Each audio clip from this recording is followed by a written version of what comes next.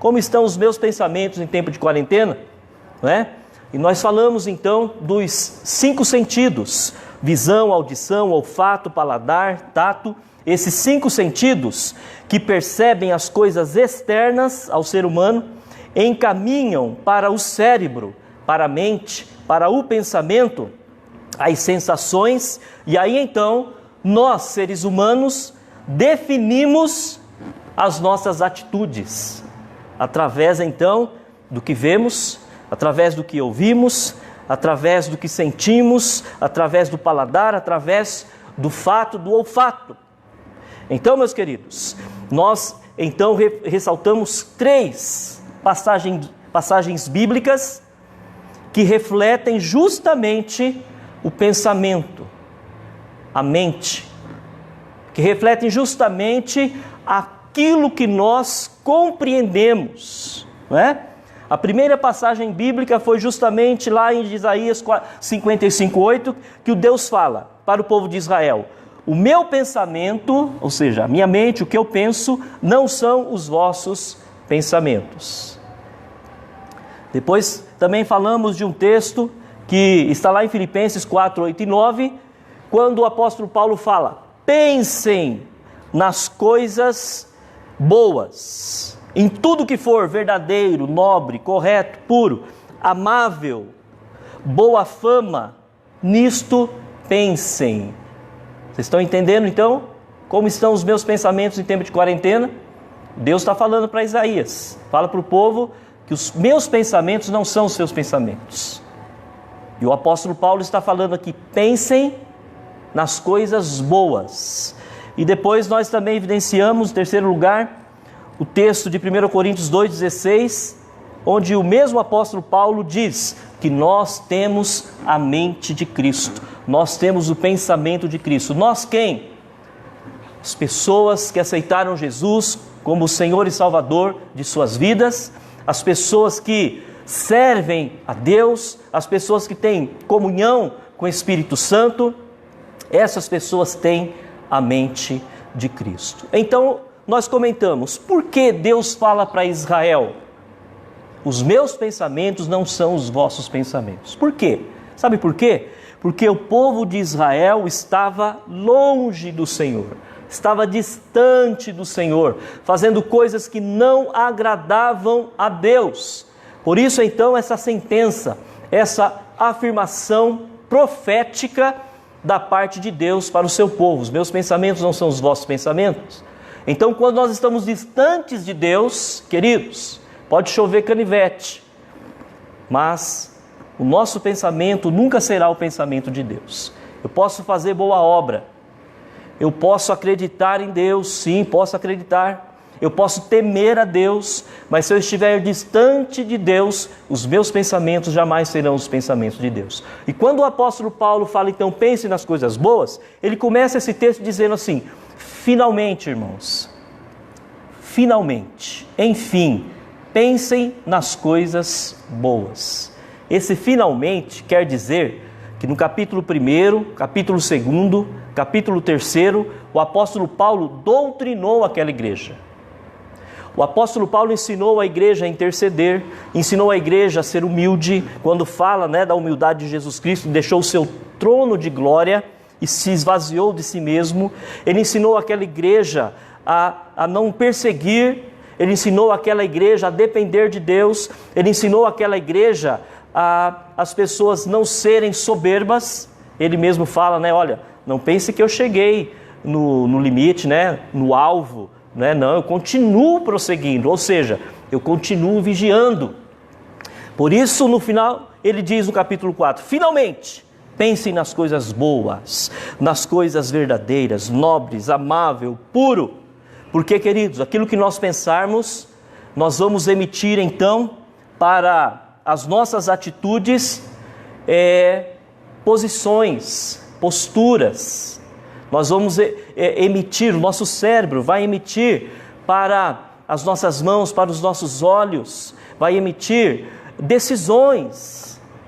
Devo pegar isso? Não devo? Devo andar nesse caminho? Não devo? Devo escutar isso?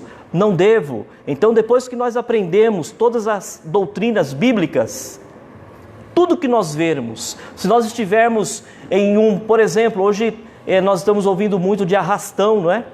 Nos Estados Unidos, com aquela questão que houve do assassinato daquele homem negro, né? Questão do racismo.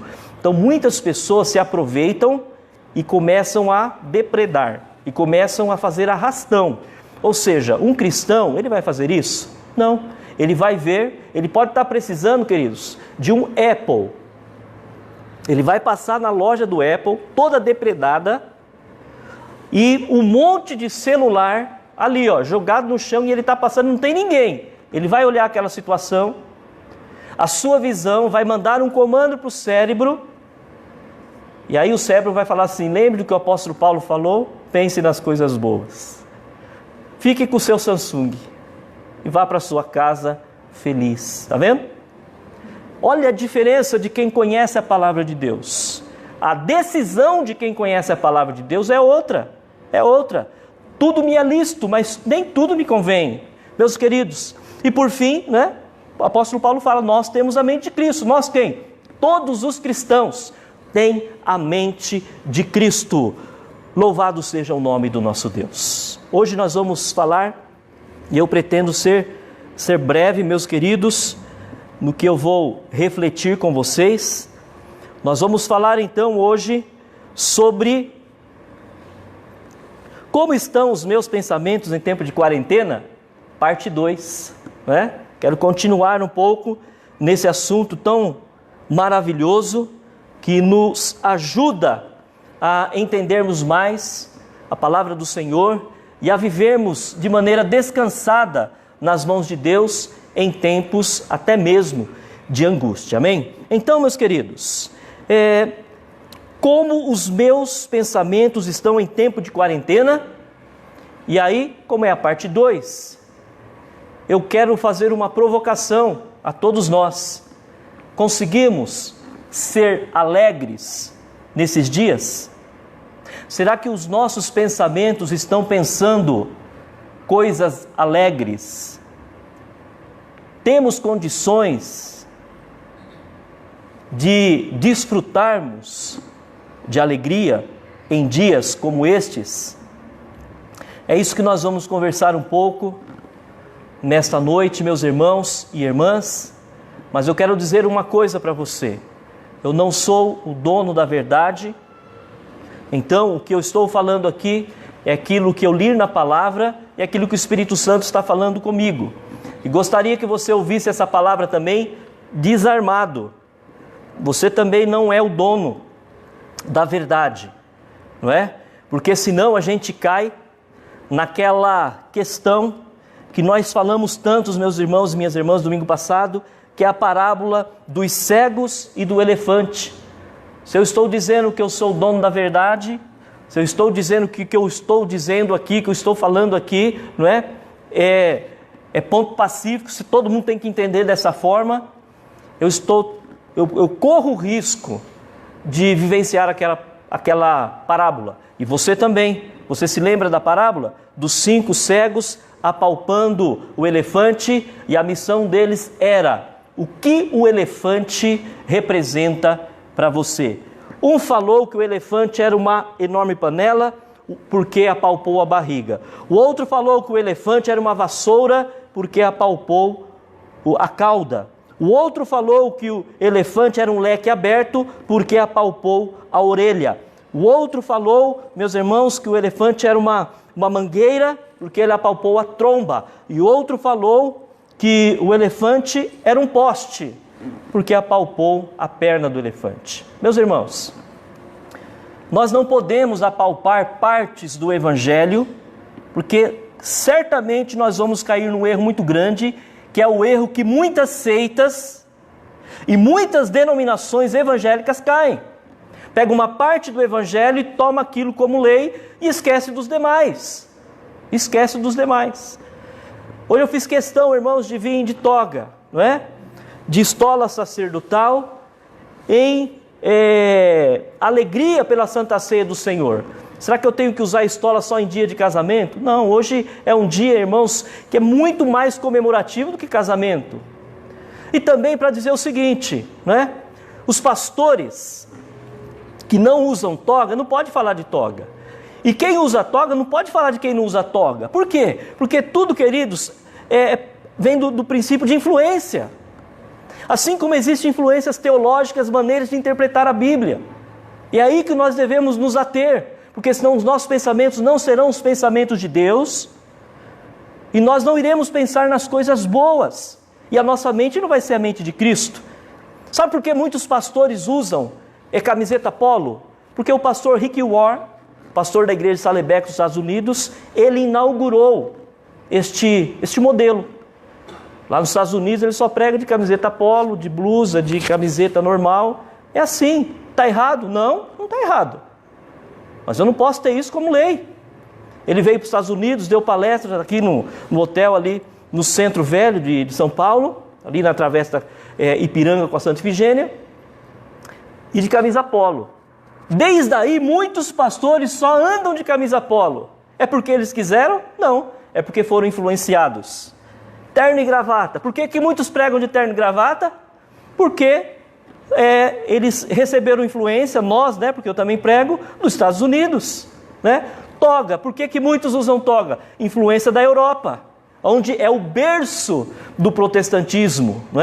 Ali na Suíça, Alemanha. Então, meus queridos, tudo corresponde a uma influência. Então nós não podemos bater o martelo e falar é errado, é certo. Nós temos que ter a visão do todo. E o todo para nós, o que interessa não são as vestes, não é a forma do louvor. O todo que interessa é a palavra de Deus fiel e verdadeira nos nossos corações. É isso que liberta, amém? E hoje nós vamos falar então, qual tem sido os meus pensamentos em tempo de quarentena? Como estão os meus pensamentos em tempo de quarentena? Eu consigo ser alegre? Eu consigo desfrutar de alegria?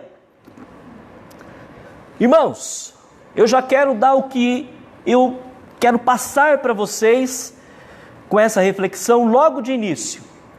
Nós só podemos desfrutar de alegria em tempo de quarentena se nós conhecermos a história da salvação. E se eu souber o que Jesus fez por mim e quem eu sou em Jesus. Entendeu? Os nossos pensamentos em tempo de quarentena podem ser alegres, sim, porque Jesus é a verdadeira alegria. Mas de que forma? Sabe de que forma? Se eu conhecer a história da salvação. Eu vou falar um pouco sobre o que é a história da salvação. Se eu souber o que Jesus fez por mim, para eu estar aqui hoje, nesse púlpito, com essa responsabilidade tão grande, falando para milhares de pessoas. É verdade, queridos. Os nossos cultos têm atingido quase mais de 2.000 pessoas. E aí Deus está cumprindo então uma palavra, pastor de multidões, glória a Deus. Mas meus irmãos, só podemos ter pensamentos de alegria se nós conhecermos a história da salvação, se eu souber o que Jesus fez por mim e se eu souber quem eu sou em Cristo Jesus. A história da salvação é algo maravilhoso. Nós não aprendemos do dia para a noite. Não fique aperreado. Como diz o meu irmão Luizinho, lá do Veloso, presbítero Luizinho. Não fique aperreado, tá? Quando eu falar de história da salvação, você fala, pastor, mas eu não sei, como é que eu vou ser alegre então, se eu não conheço a história da salvação? Não, é devagar. É devagar. Só quero abrir um parênteses aqui. Olha só, hoje de manhã, às 10 horas, na escola dominical infantil, a Esther, falando para a criança, a Esther, quem não conhece, é minha esposa, falando para as crianças, ela falou assim, a Bíblia dos judeus era a Torá, E aí muitas pessoas podem pensar, mas falar de Torá para criança tem alguma coisa a ver? Claro que tem. Ela ensinou e falou que a Torá é a Bíblia dos judeus, Então eles aprenderam isso. E aí vai crescendo, vai ouvindo, vai aprendendo. Quando chega na adolescência, na juventude, irmãos, essa criança, ela construiu uma gama de conhecimentos tão grande que aquilo é base fiel para a fé dela. Então é de criança. Então se você é novo no Evangelho, se você não tem tanto tempo de Evangelho, não fique aperreado não.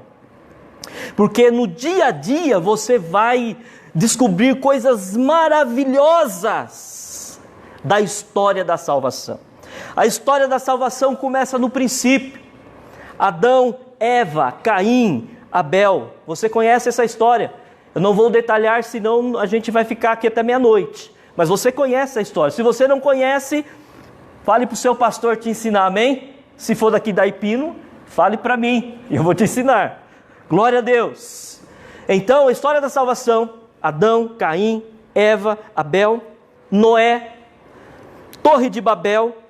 Depois nós temos os patriarcas em Abraão, Isaac, Jacó, todos os filhos de Jacó, destaco José, a ida para o Egito. Depois nós temos Moisés. Depois de Moisés, meus irmãos, nós temos a peregrinação do povo no Egito. Da peregrinação nós temos a posse da terra de Canaã através de Josué. Depois de Josué nós temos os juízes que julgaram a terra por grande tempo, homens escolhidos por Deus, mulheres escolhidas por Deus. No caso de, quem foi aquela juíza mesmo? Débora, juíza Débora, minha esposa que lembrou aqui, juíza Débora. Então, meus irmãos, Deus governou o seu povo através de juízes. Depois de juízes vieram os reis. E perceba então que tudo isso que eu estou falando tem uma história. Deus sempre interviu na história para salvar, para libertar, para realizar grandes obras de maravilhas no meio do seu povo. Depois nós temos, irmãos, os juízes, os reis. Depois nós temos o reino unido com Davi, com Salomão. Depois nós temos o reino dividido com o filho de Salomão, Roboão. Depois nós temos o outro reino dirigido por Jeroboão. Depois nós temos a atuação dos profetas, o cativeiro de Babilônia. Nós temos a grande mão do rei Ciro, que Deus usou o rei Ciro para libertar o povo de Babilônia, mandar o povo de volta para a reconstrução do templo. Depois nós temos o nascimento de Jesus, o batismo de Jesus, o ministério de Jesus, a morte e ressurreição de Jesus. Nós temos a atuação dos discípulos. Nós temos a queda de Jerusalém no ano 70, que Jesus profetizou, que em 3 dias ele ia reerguer o templo. Nós temos a atuação dos apóstolos, destaca o apóstolo Paulo. Nós temos a pregação do evangelho pela Europa. Nós temos, meus irmãos, a morte de João Batista no ano 100. Último evento do cristianismo. Isso se chama história da salvação. Nós vamos ser alegres sim, em tempo de dificuldade, em tempo de pandemia. Os meus pensamentos podem ser pensamentos alegres, quando eu conhecer a história da salvação. Aleluia! Glória a Deus! Você conhece a história da salvação? Então rememore essa história, que essa história nos dá ânimo, essa história nos dá alegria, mesmo nos momentos difíceis. O reino de Deus já está entre nós, irmãos. Jesus falou para os seus discípulos, algo que nós temos que entender aqui poderosamente, para que possamos ter alegria no Senhor em tempo de dificuldade, porque Jesus é a verdadeira alegria. Jesus falou para os seus discípulos, o reino está entre vós. Mas Jesus também fala aos seus discípulos, o reino, orem, venha o teu reino. Olha que coisa maravilhosa. Jesus ele fala para os discípulos, o reino já está entre vós. E depois Jesus ensina os discípulos a orarem, e Jesus ensina os discípulos dizendo, venha o teu reino. E é aí que nós precisamos entender, para que a alegria do Senhor resida nos nossos corações todos os tempos. O reino já está entre nós, mas todos os dias, quando nós oramos, ou sempre que oramos, a oração do Pai Nosso, nós oramos, venha o teu reino. Sabe por quê, meus irmãos? Deus já nos livrou da morte, mas vamos morrer ainda a morte física. Então vamos ter dificuldades. Então eu não posso querer ter, sabe queridos, achar que todo dia é dia legal, todo dia é dia bom, todo dia eu tenho que rir. Não, todo dia tem alegria? Tem, mas tem tristeza? Tem, são sentimentos. Tem momentos fáceis? Tem momentos difíceis? Tem, mas eu posso ser alegre no Senhor. Jesus já nos livrou da morte, mas nós vamos morrer a morte física. Jesus já nos libertou do pecado, mas ainda pecamos. Jesus já quebrou o poder de Satanás sobre nós, mas o diabo anda ao derredor buscando a quem possa tragar. Jesus já nos livrou da condenação eterna, mas precisamos perseverar na oração e ser pacientes na tribulação. Por isso o salmista diz, o Salmo 126, restaura-nos, Senhor, traze-nos outra vez do cativeiro. Sabe o que significa isso? Significa que o povo falou assim, nós sofremos tanto no cativeiro, Senhor, que toda vez que a gente quiser subir no palco, quiser subir no salto, toda vez que a gente correr o risco de esquecer o Senhor, toda vez que a soberba bater na porta do nosso coração, nós queremos que o Senhor nos traga novamente ao cativeiro. Sabe por que o povo orou assim no Salmo 126? O mesmo salmo que ele fala assim, quem sai andando, semeando e chorando, voltará com júbilo trazendo seus feixes. Sabe por quê? Porque o povo sofreu tanto no cativeiro, que agora, nos momentos de alegria ou nos momentos de dificuldade, o povo quer se lembrar tudo que ele sofreu no passado, para que possa ter esperança no presente e no futuro. Jesus disse aos seus discípulos, o reino de Deus está entre vós. Contudo, ensinou os discípulos a orar, dizendo, venha o teu reino, Senhor. Portanto, a nossa restauração completa se dará quando Jesus nos ressuscitar no último dia, nos dar um novo céu, uma nova terra, quando estaremos com Jesus para todo sempre, onde nunca mais haverá dor, aflição, doença, angústia, epidemia, depressão, pandemia. O nosso coração se alegra sim, quando ele está em sintonia, quando o nosso pensamento é a mente de Cristo, em saber que em Jesus iremos receber todas essas dádivas, e isso nos dá a verdadeira alegria.